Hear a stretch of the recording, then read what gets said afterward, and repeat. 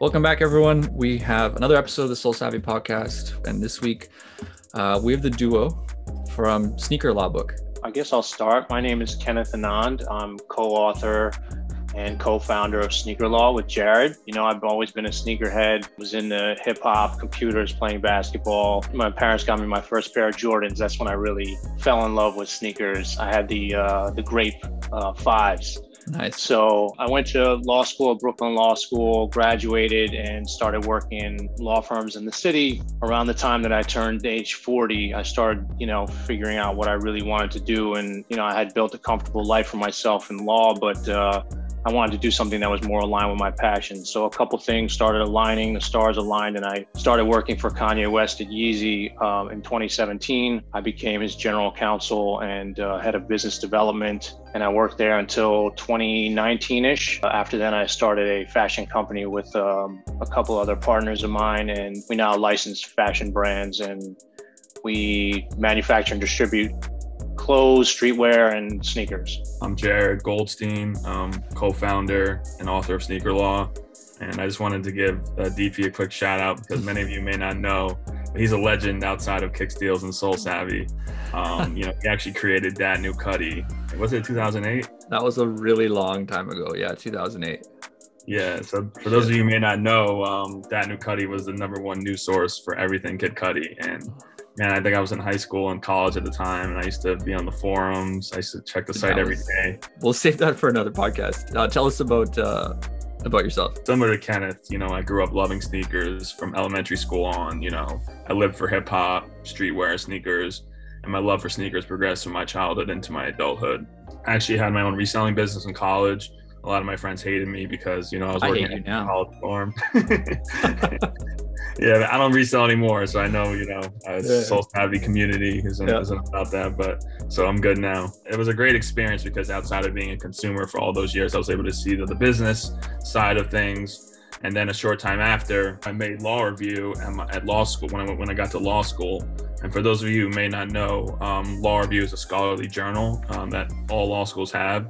And I use that as an opportunity to, get my passion for sneakers out to the world. For my note, which is kind of like a thesis for members of Law Review, I wrote about the lack of legal protection for sneaker designs. And I thought it was really dope. It was about 40 plus pages of straight sneaker legal content. Unfortunately, I think the executive review board, they weren't sneakerheads. So my note wasn't chosen for publication. However, a short time after, I landed my dream internship at Complex.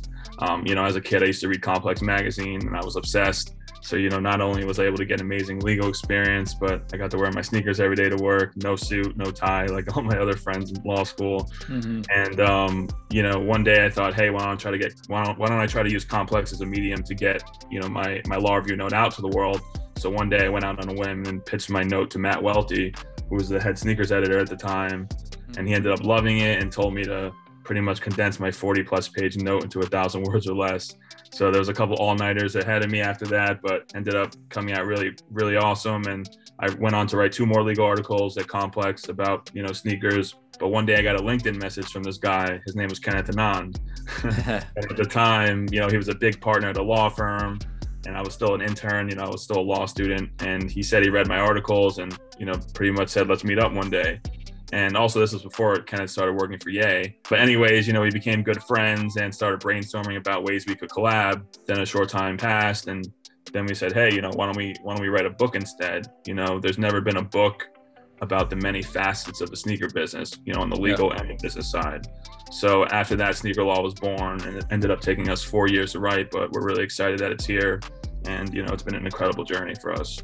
Kenneth, you end up working with Kanye. How much can you tell me with your lawyer hat on about what that experience was like without a cease and desist on this podcast coming in shortly after publication? Yeah. I mean, not a whole lot, but what I can say is that it was one of the most inspiring times in my career. I think everybody knows that Kanye is a massive collaborator and he does so many different things. And so it's very difficult for anyone to work for Kanye and not look at themselves and say, all right, what am I doing with my life? I should be doing more. I should be hustling more. I should be going after my, getting out my dreams, mm-hmm. That's the motto. So I kind of took that to heart, and, Jared and I connected. And I thought what was so dope was that Jared was putting himself out there very early on as a law student and, trying to get out his dreams. So I think, the fact that even though there's a large age difference between us, like we were so aligned in terms of like just the culture, the community, and our desire to do something bigger in this educational space. What made you guys want to do this encyclopedia type book on sneaker law? We all know that sneaker is a global phenomenon. I mean, in the US alone, the footwear market is an $80 billion industry and is projected to hit over $100 billion by 2028. But what Kenneth and I realized as lawyers who understood the sneaker business, despite the massive industry, many sneakerheads or others in the industry don't really know much about the business outside of, loving sneakers. We really think this book is a compendium, a Bible. We call it the Bible for the sneaker industry. Whether you're, a law student, a business student, a design student, a lawyer, a sneakerhead, a reseller, distributor, manufacturer, anybody looking to learn about the sneaker business, we have something in this book for you. We like to look at our book like Donald Passman's book. For those of you who may not know, Donald Passman has a book called All You Need to Know About the Music Business. Mm-hmm. And that book has become the Bible for the music industry. Whether, you're a manager, you're an artist, you're an agent, you go to that book, you learn what you need to know to navigate through the music industry. So we hope that sneaker law is that for the sneakers. Here's $1 million question for you guys. Nike's suing a lot of people the last 6 to 9 months. Where do you stand on that with your experience? Like if we look at and I don't need I know these are hard questions to answer, but I would love your thoughts on the Mischief Lil Nas X sneaker, what Warren Lotus is doing, and even to, for maybe you can help clarify for people listening, the custom bespoke Jordan 1 that we did for members only. How does that play in? Because we get that question all the time. Well, why doesn't Nike sue SoleSavy? I know the answer to that, but if you guys want to take the lead on that with your expertise, I'd love to hear it. It's interesting because everybody says, oh, the mischief did the Jesus shoes now, and they were cool with that, and now the Satan shoes they're not cool with. Well, first off, Nike was never said they were cool with the Jesus shoes. I mean, even within this case, they said that it's not off the table to take action, and actually they asked Mischief in the settlement, because the case is settled, to offer consumers the opportunity to return the Jesus shoes and the Satan shoes. But I think it's a balancing act. With customs, it's great for the culture. There's so many customizers out there, and it brings great brand awareness, and people talk about it, and it's cool, as long as it's not too close for comfort. And with the Satan shoes, injecting blood into an air bubble, all that devil imagery, and the fact that people who weren't sneakerheads thought that Nike had some type of affiliation, that's when they said, okay, enough is enough. Because, sneakerheads only make up such a small part of the consumer base for Nike. I mean, where they're making their money is people in the middle of the country or, around the world that are just buying, athletic apparel, shoes, not the hype stuff that we all love. Yep. And, if those types of people are getting confused that, hey, Nike's doing something devil themed, I don't want to buy their stuff anymore. They have to go out and come up, and stand up for themselves and defend their intellectual property and, their brand. So that's why I think that they, stepped in and, filed this lawsuit. Also, a celebrity with the caliber of Lil Nas X made it look even more legitimate, right? Like there's very few customs that include an endorsement deal as part of it, Yep. Why sue Warren Lotus and not sue someone like SoleSavy or the shoe surgeon? Like what's the differentiator there? I think for Warren Lotus, I mean, he made a sneaker silhouette that was so close to a dunk that, again, there was consumer confusion as to whether or not this was a real Nike product. Mm-hmm. And, when and Nike has, design patents for these types of silhouettes. They have trademarks and trade dress for these types of silhouettes. So they go through extreme measures to protect these. And anytime somebody uses them and causes such a large public stir, like Warren Lotus, I mean, these were highly sought after kicks. Nike has to police these things. And if they don't, it goes against them the next time they try to, stand up for themselves. So Warren Lotus probably, stepped out a little bit too far on this one. And we know that he's continuing to push these sneakers out there now with a revised silhouette. So he's changed things, hopefully just enough that it no longer looks like a dunk. The thing that I couldn't understand was, Jeff Staples' involvement in it. Like he's somebody that's done legit work with Nike. It seems short-sighted to jump on board with a non-affiliated product like this.